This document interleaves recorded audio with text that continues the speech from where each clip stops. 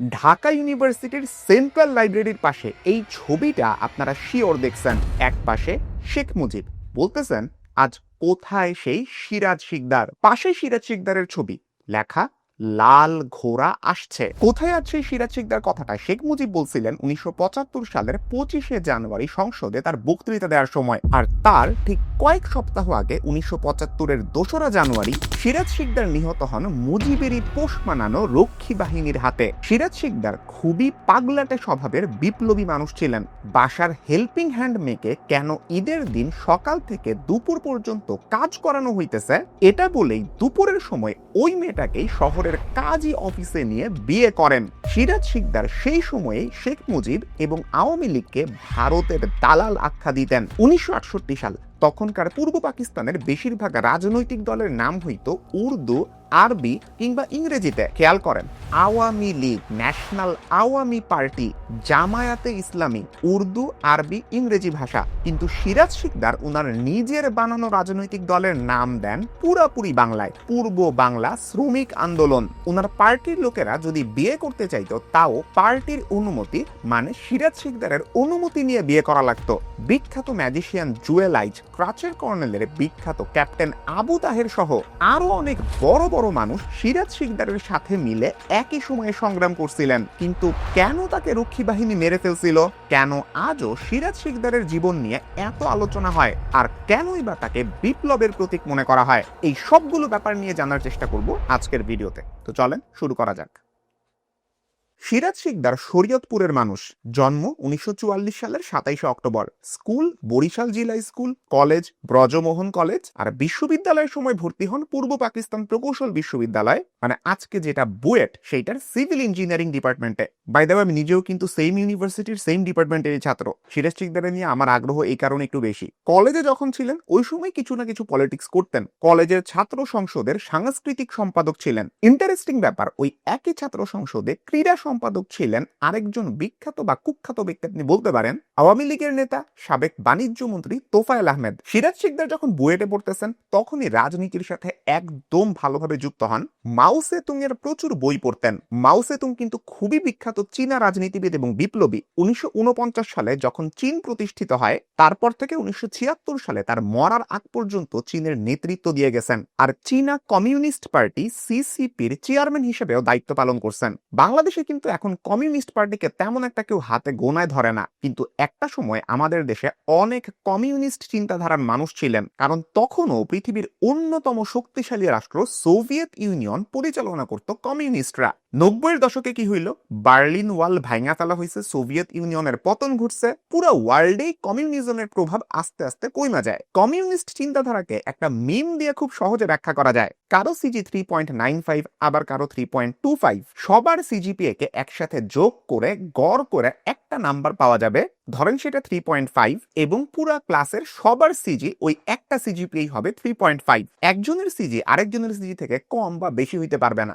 বেশি সহজ করে মনে হয় বইলা ফেলছি, যদিও কমিউনিস্ট চিন্তাধারা এত সহজ না বোঝা, বাট আপনার একটা ধারণা পাইলেন। বুয়েটে উনি যখন পড়তেছেন ছাত্র ইউনিয়নে যোগ দেন। 1965 সালে ছাত্র ইউনিয়ন আবার দুইটা ভাগে ভাগ হয়ে যায়। একটা দল মানত চীনা মতাদর্শ, আরেকটা সোভিয়েত মতাদর্শ।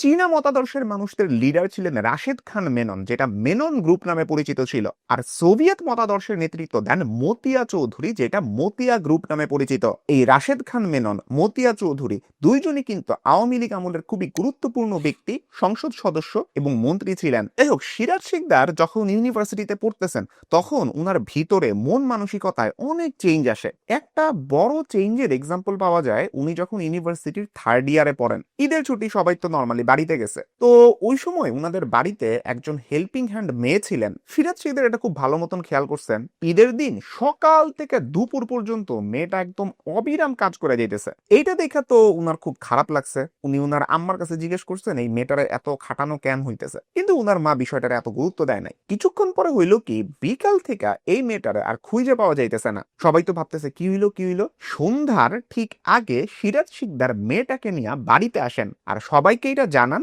উনি মেয়েটাকে বিয়ে করছেন। মেইনলি দুপুরের টাইমে এই মেয়েটাকে শহরে নিয়ে কাজী অফিসে উনি বিয়ে করেন। পরে যখন ঈদের ছুটি শেষ, উনি এই মেয়েটাকেই সঙ্গে করে ঢাকায় নিয়ে আসেন। উনার এই স্ত্রীর নাম ছিল রওশন আরা। যদিও কয়েক বছর পরে 1969 সালে উনি রওশন আরাকে তালাক দেন আর একই বছরে জাহানারা হাকিম রাহেলা নামে আরেকজনকে বিয়ে করেন। আর উনার ছাত্র জীবন শেষ হয় 1967 সালে। তো সিরাজ শিকদারের যখন স্টুডেন্ট লাইফ শেষ, প্রথমে উনি একটা সরকারি চাকরি পাইছেন, কয়েকদিন সেখানে সরকারি চাকরি করছেন, এরপরে ছাইরা দিছেন ওইটা, এরপর একটা ঠিকাদারি প্রতিষ্ঠানে যোগ দেন। নাম ছিল দ্য ইঞ্জিনিয়ার্স লিমিটেড। এই কোম্পানির সাইট ইঞ্জিনিয়ার হিসেবে সিরাজ শিকদারকে বলা হয়, তুমি কক্সবাজারের টেকনাফে ওইখানে তোমার অফিস হবে। সাথে করে উনি ওনার বউকেও নিয়ে যান। এখন হয়েছে কি, টেকনাফে যাওয়ার আগে সিরাজ শিকদারের মনে একটা জিনিস ঘুটঘুট করতেছিল।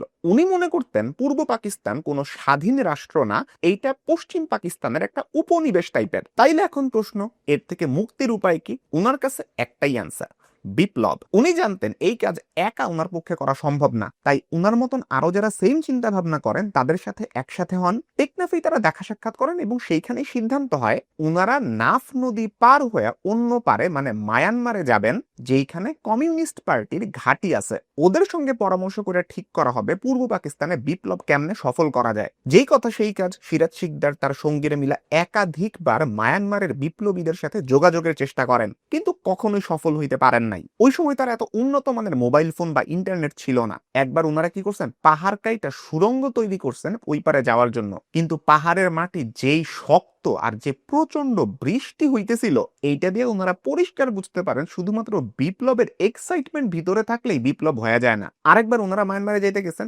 ডাকাত দলের কবলে পড়ছিলেন, কোন রকমে প্রাণে বাইচে আসছেন। যাই হোক, কিছুদিন পরে সিরাজ শিকদার তার সেই টেকনাফের চাকরিটা ছাইরা দেন আর একটা সরকারি চাকরি নেন ঢাকার তেজগাঁওয়ে টিচার্স ট্রেনিং কলেজে প্রশিক্ষক বা ইনস্ট্রাক্টর হিসেবে যোগ দেন। টেকনাফ থেকে উনি যখন ফেরত আসছেন, কেউ কেউ তার সঙ্গে থাইকা গেছেন, কেউ কেউ তাকে ছাইরা চলে গেছেন। যারা ছিলেন সিরাজ শিকদারের সাথে, মাঝে মাঝে ঢাকার খিলগাঁওয়ে একটা বাসায় ওনারা একত্রিত হইতেন। এইবার আসে সিরাজ শিকদারের জীবনের নতুন অধ্যায়, তার নিজস্ব রাজনৈতিক দল। 1968 সালের মে মাস ওনারা মিলে ডিসিশন নেন একটা নতুন রাজনৈতিক দল হবে। নাম নির্ধারণ করা হয় পূর্ব বাংলা শ্রমিক আন্দোলন। ওই সময়ের রাজনৈতিক দলগুলোর নাম হয়েছিল উর্দুতে, নাইলে আরবি, নাইলে ইংরেজিতে। খেয়াল করেন, আওয়ামী লীগ, ন্যাশনাল আওয়ামী পার্টি, জামায়াতে ইসলামী। বাংলা নাম তেমন প্রেফার্ড ছিল না, কিন্তু পূর্ব বাংলা শ্রমিক আন্দোলন নামটা ছিল পুরোপুরি বাংলায়। খেয়াল করেন, এটা কিন্তু ছিল একটা গোপন সংগঠন। মালিবাগ মোড় এলাকায় রেল লাইনের কাছে একটা বাসা ভাড়া নেওয়া হয়, নাম দেওয়া হয় মাও সে তুং চিন্তাধারা গবেষণা কেন্দ্র। ওইখানেই দলের সদস্য কর্মী ওনারা বৈঠক করতেন। 1969 সালের 25শে মার্চ ইয়াহিয়া খান ক্ষমতায় আসার পরে এই কেন্দ্রটা বন্ধ করে দেওয়া হয়। তবে 1969 সালে সিরাজ শিকদারের গ্রুপে যোগ দেন একজন খুবই গুরুত্বপূর্ণ ব্যক্তি। তিনি হলেন সিরাজ শিকদারের দলের লোক আবু সাইদের বড় ভাই ক্যাপ্টেন আবু তাহের, যাকে আপনারা অনেকে ক্রাচের কর্নেল হিসেবেও চিনেন। তো ওই সময় উনি পাকিস্তান আর্মিতে কাজ করতেছিলেন। মুক্তিযুদ্ধের সময় উনি ডেফিনেটলি বাংলাদেশের পক্ষে, আর পরবর্তীতে মুক্তিযুদ্ধের পরে তাকে লেফটেন্যান্ট কর্নেল করা হয়। এই আবু তাহের কিন্তু দাদা ভাই মানে সিরাজুল আলম খানের জাতীয় সমাজতান্ত্রিক দল জাসদের খুবই গুরুত্বপূর্ণ একজন মানুষ ছিলেন। 1975 সালে শেখ মুজিবকে যখন পরিবার সহ মারা হয়, সেনাবাহিনীর মধ্যে তখন পাল্টাপাল্টি কু হইতেছিল। তখন 7 নভেম্বরের কুয়ের জন্য উনাকে রেসপন্সিবল ধরা হয়, যেই কুয়ের মাধ্যমে ব্রিগেডিয়ার জেনারেল খালেদ মোশাররফ মারা যান এবং জিয়াউর রহমানকে বন্দী অবস্থা থেকে মুক্ত করা হয়। পরবর্তীতে যখন জিয়াউর রহমান ক্ষমতায় আসেন, তখন সেনাবাহিনীতে শৃঙ্খলা ফেরত আনার জন্য সামরিক ট্রাইব্যুনাল অনেক কর্মকর্তার ফাঁসির আদেশ দেয়। তাদের মধ্যে একজন ছিলেন আবু তাহের। 1976 সালের 21শে জুলাই তাকে ফাঁসি দেওয়া হয়। পরবর্তীতে 2011 সালে যখন আওয়ামী লীগ ক্ষমতায় ছিল, তখন হাইকোর্ট রায় দেয় যে আবু তাহেরের বিরুদ্ধে সামরিক ট্রাইব্যুনালের দেওয়া রায়টা ভুল ছিল এবং জিয়াউর রহমানের পরিকল্পনা অনুযায়ী তাকে ফাঁসি দেওয়া হয়েছিল। একটু খেয়াল রাখেন, এটা কিন্তু আওয়ামী লীগ আমলের রায়। যাই হোক, এই আবু তাহেরও কিন্তু সিরাজ শিকদারের সাথে একসময় তার দলে যোগ দিয়েছিলেন। কারণটা কি? উনিও বিপ্লব ঘটাইতে চাইছেন। ক্যাপ্টেন আবু তাহের তখন চট্টগ্রাম ক্যান্টনমেন্টের দায়িত্বে ছিলেন। উনি ছুটি নিয়ে ঢাকায় আসেন পূর্ব বাংলা শ্রমিক আন্দোলনের লোকদেরকে সামরিক এবং রাজনৈতিক প্রশিক্ষণ দেওয়ার জন্য। প্রতিদিন ধরেন 3টা ব্যাচে প্রশিক্ষণ হইতো। তবে এই প্রশিক্ষণ কার্যক্রম বেশি দিন চলতে পারে নাই, কারণ সিরাজ শিকদার আর আবু তাহেরের মধ্যে একটা ঝামেলা লাগছিল।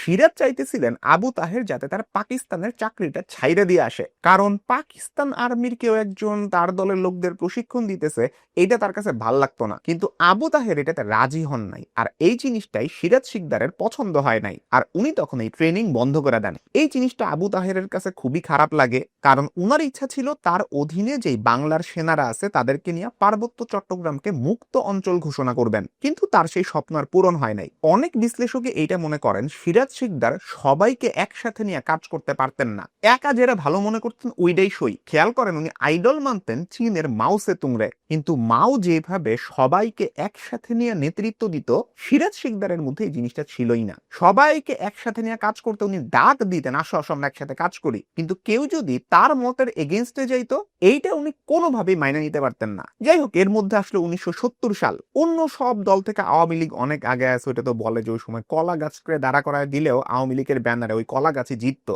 একটা স্লোগান নিয়ে কথা হইতেছিল, জয় বাংলা। স্লোগানটা মেইনলি দেওয়া শুরু করছিল ছাত্র লীগের নেতাকর্মীরা, কিন্তু এটাতে আওয়ামী লীগেরই কিছু নেতার আপত্তি ছিল, কারণ এইটার সাথে ভারতের জয় হিন্দ স্লোগানের মিল পাওয়া যায়। কিন্তু পরে 1970 সালের 7 জুন শেখ মুজিব নিজেই একটা ভাষণে জয় বাংলা স্লোগান দেন। এরপর থেকেই আওয়ামী লীগের সবাই এই স্লোগান ব্যবহার করা শুরু করে। তবে সিরাজ শিকদারের পূর্ব বাংলা শ্রমিক আন্দোলনের এইটাতে আপত্তি ছিল। ওরা বলতো আওয়ামী লীগের এই স্লোগানের মাধ্যমে পূর্ব বাংলা এবং পশ্চিম বাংলাকে এক করতে চাওয়া হইতেছে, যেটা কোনোদিন করতে দেওয়া হবে না। ওরা দাবি তুলছিল জয় বাংলা না বইলা জয় পূর্ব বাংলা যাতে বলা হয়। যাই হোক, এর মধ্যে চলে আসে 1971 সালের মুক্তিযুদ্ধ। সিরাজ শিকদার তার দলের কর্মীদেরকে নিয়ে চলে যান বরিশালের পেয়ারা বাগানে। পেয়ারা বাগান ছিল বরিশালের 62টা গ্রাম নিয়ে গঠিত একটা অঞ্চল। সেইখানে 30 এপ্রিল জন্ম হয় পূর্ব বাংলা শ্রমিক আন্দোলনের জাতীয় মুক্তি বাহিনী। সেইখানেই দলের কর্মীরা যুদ্ধের প্রস্তুতির জন্য প্রশিক্ষণ নিত। 1971 সালের 3 জুন একটা জরুরি সভায় পূর্ব বাংলা শ্রমিক আন্দোলন এই দলটা বিলুপ্ত করে দেওয়া হয়, আর জন্ম হয় নতুন একটা দলের, যার নাম পূর্ব বাংলা সর্বহারা পার্টি। আপনারা জুয়েল আইচের নাম শুনছেন না? বিখ্যাত ম্যাজিশিয়ান। মুক্তিযুদ্ধের সময়ে উনি পড়তেন ঢাকার জগন্নাথ বিশ্ববিদ্যালয়ে। যুদ্ধ শুরু হইলে উনি চলে যান তার গ্রামের বাড়ি বরিশালে। সেইখানে এই সিরাজ শিকদারের দলের লোকদের সাথেই মুক্তিযুদ্ধে অংশ নেন। তবে প্রবলেম হইতেছে মুক্তিযুদ্ধের সময় থেকে আওয়ামী লীগ আর সিরাজ শিকদারের দলের মানুষদের মধ্যে বেশ ঝামেলা চলতে থাকে।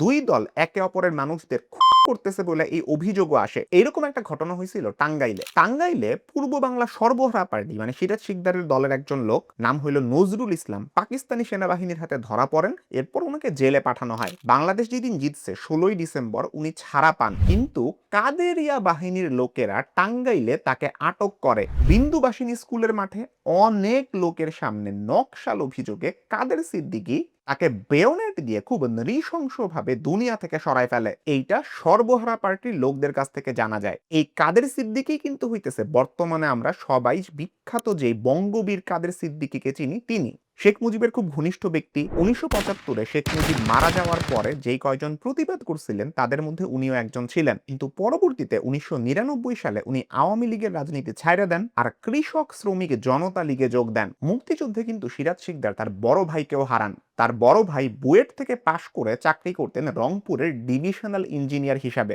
1971 সালের 25 এপ্রিল পাকিস্তানি সৈন্যরা সিরাজ শিকদারের বড় ভাই বাদশাহ আলমকে তার বাসা থেকে চোখ বাইধা উঠাই নেওয়া যায়। এরপর থেকে তাকে আর খুঁজাও পাওয়া যায় না, তার মরদেহ পাওয়া যায় নাই। যাই হোক, কমিউনিস্ট দলগুলোর মধ্যে যারা মার্ক্সবাদী ওরা সব সময় একটা দ্বন্দ্ব, একটা ক্ল্যাশকে সামনে রেখা চলে। যেমন ধরেন স্বাধীনতার আগে সর্বহারা পার্টির মেইন ক্ল্যাশ ছিল পশ্চিম পাকিস্তান হাত থেকে মুক্তি পাইতে হবে। স্বাধীনতা যখন পাওয়া গেছি আমরা, এরপরে এই ক্ল্যাশটা হয়ে যায় ভারতীয় আগ্রাসন থেকে মুক্তি। 1971 সালের মুক্তিযুদ্ধের পর সর্বহারা পার্টির মেইন চিন্তা আর প্রতিবাদের বিষয় হয় ভারতীয় সম্প্রসারণবাদ। আপনারা হয়তো অনেকের মুখে মুজিববাদ শব্দটা শুনছেন। দাদা ভাই সিরাজুল আলম খানও মুজিববাদ মুজিববাদ বলে স্লোগানও দিছেন, মুজিববাদ মুজিববাদ। গণতন্ত্র, সমাজতন্ত্র, ধর্মনিরপেক্ষতা, জাতীয়তাবাদ, এই চারটা নীতিকে একসাথে আওয়ামী লীগ তখন মুজিববাদ নাম নিত। তবে সর্বহারা পার্টির মতে এই মুজিববাদ ছিল জাতীয় বিশ্বাসঘাতকতা এবং ফ্যাসিবাদ। খেয়াল করেন এই শব্দগুলা আওয়ামী লীগের সাথে যুক্ত হয়েছে 2000 পরবর্তী সময়েই না। তবে সেই সময় ছাত্রলীগের একটা অংশই মুজিববাদ স্লোগান দেওয়া বন্ধ করে দেয়। এই অংশেরই নেতা ছিলেন ASM আব্দুর রব। উনার নেতৃত্বে স্বাধীন বাংলাদেশের প্রথম পতাকা উত্তোলন করা হয় 1971 সালের 2 মার্চ ঢাকা বিশ্ববিদ্যালয়ের বটতলায়। এইবার আসা হাজার সিরাজ শিকদারের কাজের কিছু সমালোচনা। একটা তো অলরেডি বলছি, উনি সবাইকে নিয়ে কাজ করতে পারতেন না, ক্যাপ্টেন আবু তাহেরের সাথেও তার ঝামেলা লাগছিল। এইটা ছাড়াও খুবই ছোট ছোট কারণে উনি মানুষ মেরে ফেলতেন। শেখ মুজিব যেই কারণে সিরাজের বিরুদ্ধে গেছিলেন তার একটা কারণ হচ্ছে সিরাজ শিকদার শেখ মুজিব এবং আওয়ামী লীগকে ভারতের দালাল ডাকতেন, আর দুই, সিরাজ তখন দেশের ভিতরে বিভিন্ন অপরাধমূলক কর্মকাণ্ড শুরু করছিলেন। ইনফ্যাক্ট নিজের দলের লোকজনকেই মাইরা ফেলতে শোনা যায়। যেমন 1972 সালের 30 এপ্রিল সর্বহারা পার্টি একটা বিজ্ঞপ্তি দেয়, কেন্দ্রীয় কমিটির 2 জন সদস্যের এগেইনস্টে অভিযোগ আনা হয়। বলা হয় তারা পার্টির তহবিল থেকে টাকা মেরে দিছে আর কিছু অস্ত্র গোপনে সরায় ফেলছে। পরে মোট 4 জনকে এই অভিযোগে দল থেকে বহিষ্কার করে দেওয়া হয়। এর মধ্যে একজন ছিলেন ফজলু, যার আসল নাম সেলিম শাহনেওয়াজ। ফজলুর সঙ্গে সিরাজ শিকদারের আগে থেকেই ঝামেলা ছিল। কি নিয়ে সেই ঝামেলা? সর্বহারা পার্টির একটা অদ্ভুত নিয়ম, দলের কেউ যদি বিয়ে করতে চায় তাহলে পার্টির অনুমতি মানে সিরাজ শিকদারের অনুমতি নিতে হবে। সর্বহারা পার্টির আরেকজন সদস্য ছিলেন ছবি নাম, ফজলু উনাকে বিয়ে করতে চাইছেন, তখন সিরাজ এটাতে আপত্তি জানাইছেন। পরে ফজলুকে দল থেকে বহিষ্কার করে দেওয়া হয়েছে, তো উনি খুলনায় চলে গেছেন। ওইখানে যায় তার অনুগত মনসুর, জাফর, ইলিয়াস আর রিজভিকে নিয়ে পূর্ব বাংলা সর্বহারা পার্টি ML নামে একটা নতুন দল গঠন করেন। তো ফজলু তার বউকে নিয়ে খুলনায় একটা বাসায় থাকতেন। এক রাতে সেইখানে আসেন ফজলুর ছোটবেলার বন্ধু আর সর্বহারা পার্টির কর্মী রিজভি আর নুরু। রিজভি একটা চিঠি নিয়ে আসেন যেখানে লেখা ছিল ঝালকাঠিতে একজনের বাড়িতে প্রচুর অস্ত্র আছে যেটা ওনারা ব্যবহার করতে পারবেন। অস্ত্রের লোভে ফজলু, রিজভি আর নুরুকে নিয়ে ঝালকাঠির উদ্দেশ্যে রওনা দেন। 3 জুন সকালে গ্রামবাসীরা সুগন্ধা নদীতে ফজলুর লাশ দেখতে পায়। তার দেহ ছুরির আঘাতে ক্ষত বিক্ষত ছিল আর রিজভি সবসময় 3 ইঞ্চি ফলার একটা ছুরি গলায় ঝুলায় রাখতেন। তবে প্রকৃতপক্ষে ফজলুকে কে আসলে মারছিল সেটা জানা যায় নাই। এখন ফজলুর স্ত্রী ছবির বড় ভাই ছিলেন হুমায়ুন কবির। উনি ঢাকা ইউনিভার্সিটির বাংলা বিভাগ থেকে পড়াশোনা করছেন। 1972 সালের মার্চ মাসে একই বিভাগে উনি লেকচারার হিসেবে যোগ দেন, মানে ঢাকা ইউনিভার্সিটির একজন টিচার। উনিও সর্বহারা পার্টির রাজনীতির সাথে জড়িত ছিলেন। ফজলুকে যখন দল থেকে প্রথম বহিষ্কার করা হয় তখন ছবি আর ফজলু এই হুমায়ুন কবিরের বাসাতে আশ্রয় নিয়েছিলেন। হুমায়ুন থাকতেন ঢাকার ইন্দিরা রোডের একটা বাসায়। ফজলুকে উনি কেন আশ্রয় দিলেন এইটার জন্য সর্বহারা পার্টি তার বিরুদ্ধে আঙ্গুল তুলে, আর এইটার কারণে সিরাজ শিকদার তাকে মাইরে ফেলার নির্দেশ দেন। 6 জুন রাতে হুমায়ুনকে তার বাসা থেকে ইন্দিরা রোডের পাশের একটা মাঠে ডেকে নেওয়া হয়। কিছুক্ষণ পর প্রতিবেশীরা তার স্ত্রীকে ডেকে জানান হুমায়ুন মাঠে পড়ে আছেন। তার স্ত্রী সেখানে গিয়ে দেখেন হুমায়ুনকে গুলি করা হয়েছে।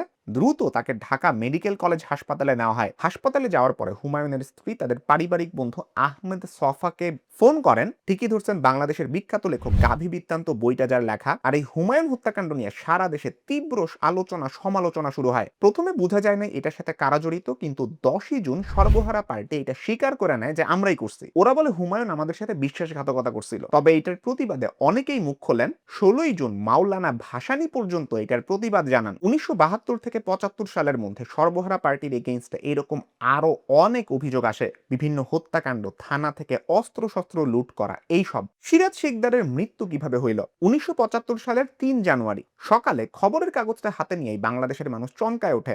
গ্রেফতারের পর পালানোর সময় পুলিশের গুলিতে সিরাজ শিকদার নিহত। অনেকে প্রথমে খবরটা বিশ্বাসই করতে পারেন নাই, কিন্তু পরের দিন যখন পত্রিকায় তার লাশের ছবি প্রকাশিত হয় তখন আর কোনো অবিশ্বাসের অবকাশ নাই। পরে জানা যায় 1 জানুয়ারি চট্টগ্রাম থেকে সিরাজ শিকদারকে গ্রেফতার করা হয়। সেইখান থেকে বিমানে করে তাকে ঢাকায় আনা হয় আর রক্ষী বাহিনীর সদর দপ্তরে রাখা হয়। 2 জানুয়ারি তার সাথে শেখ মুজিব ডিরেক্ট সাক্ষাৎ করেন।